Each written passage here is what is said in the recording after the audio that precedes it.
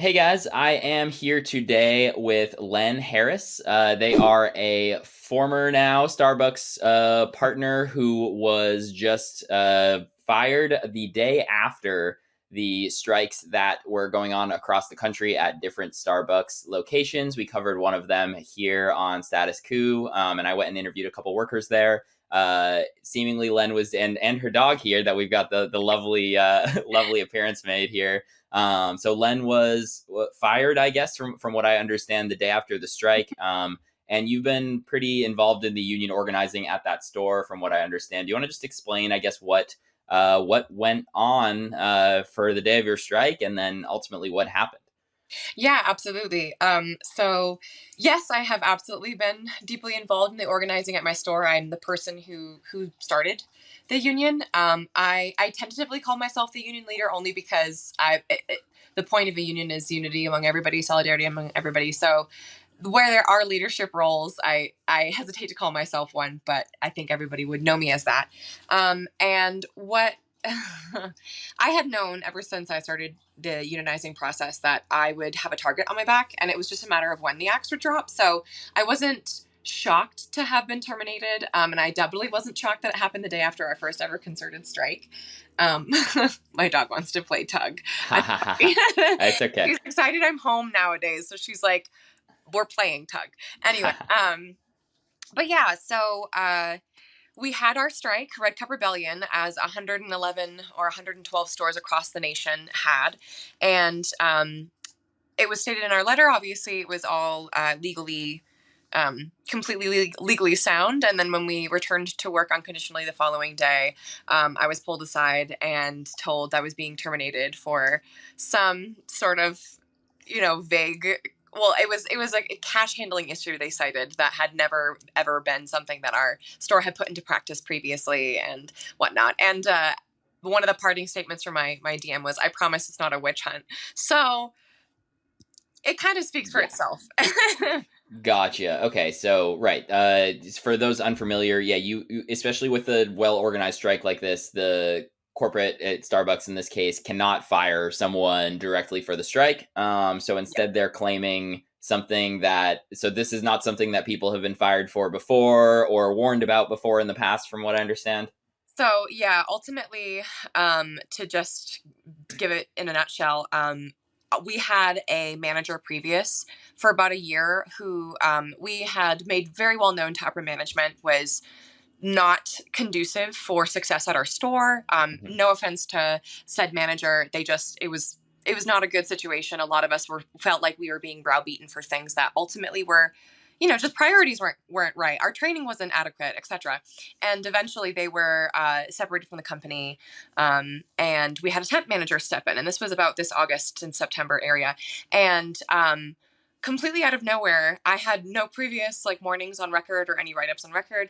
I was issued a final warning for a safe count performed at an inappropriate time, which I had never heard of before. None of my shift supervisors, when I mentioned that to them to warn them, they were like, "I've never had that be a problem before. What does that even mean?" At an Um, inappropriate time. That seems insane. Like yeah, it would be one thing, and like obviously you didn't. This isn't it, but like if it was like, oh, if you were to tell me like, yeah, the drawer was short by $50 or $100, is like yeah. that's It's like okay, maybe one thing, right? But if it's oh, sorry, they were counting the money at the wrong time, is what that sounds Yeah, like to no, me. it was. And like they explained it. That's the thing that really was funny is they explained it and it made sense for why this rule was put in place, but again, it was never a policy that I had been trained on and we had expressed that we needed retraining because of our previous manager and that was never addressed.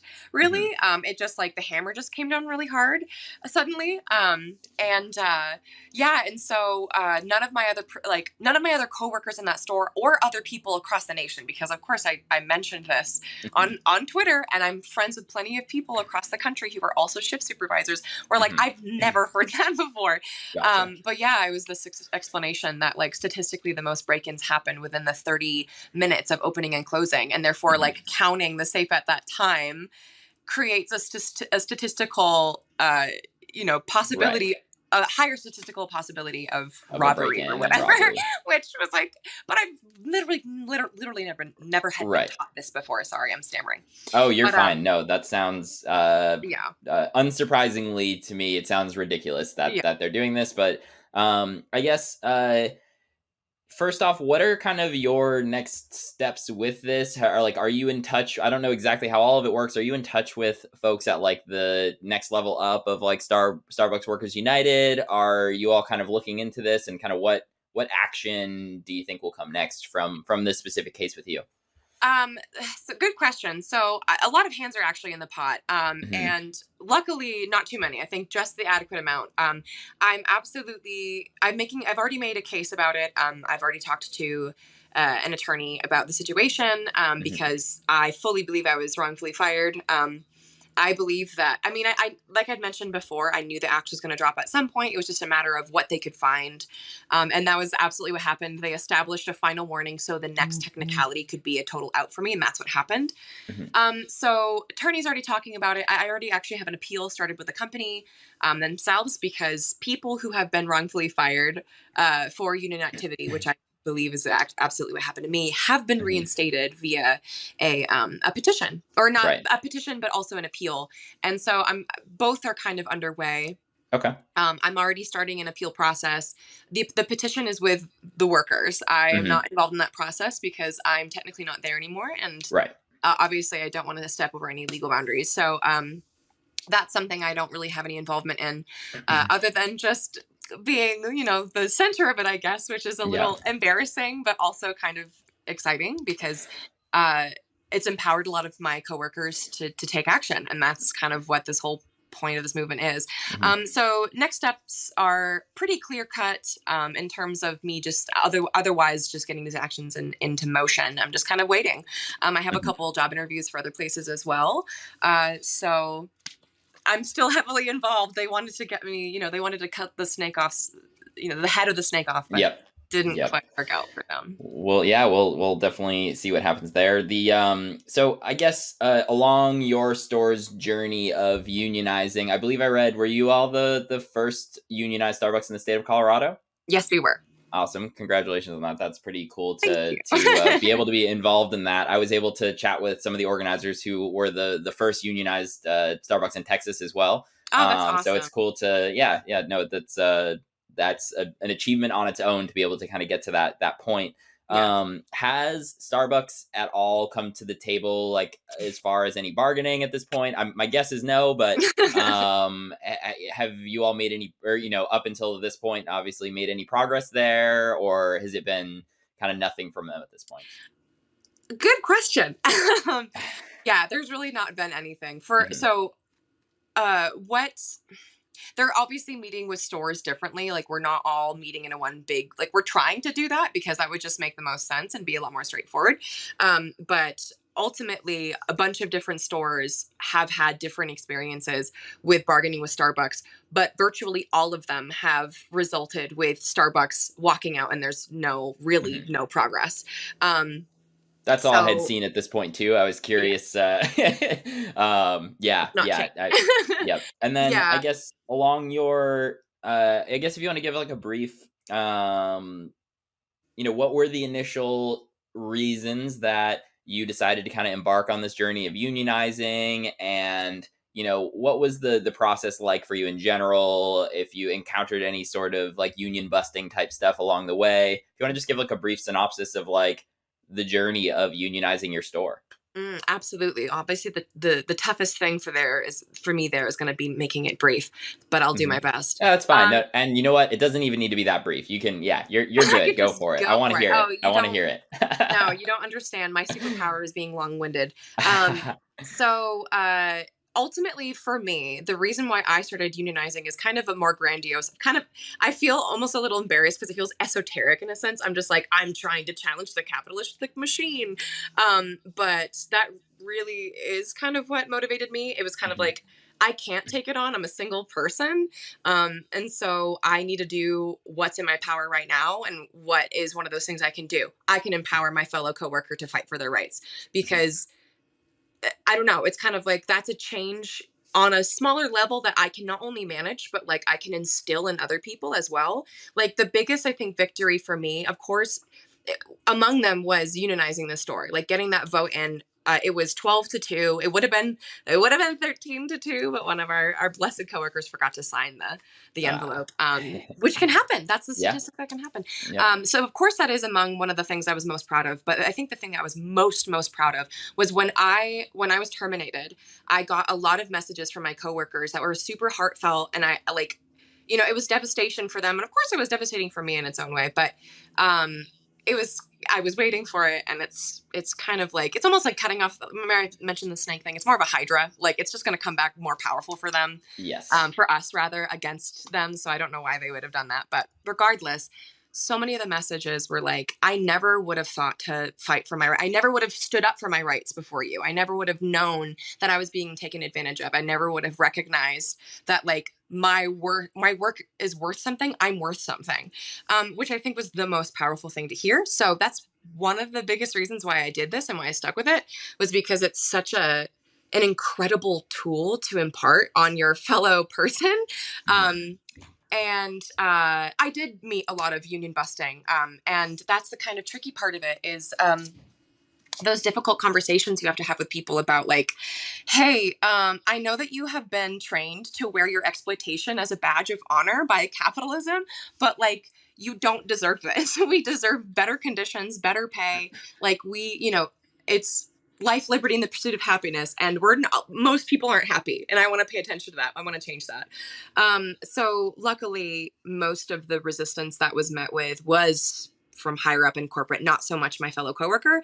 But even then, it was kind of heartbreaking to see, all the rhetoric that was just kind of like, I mean, totally false. Like, oh, you're going to have to start from zero and bargain with zero. It's totally false.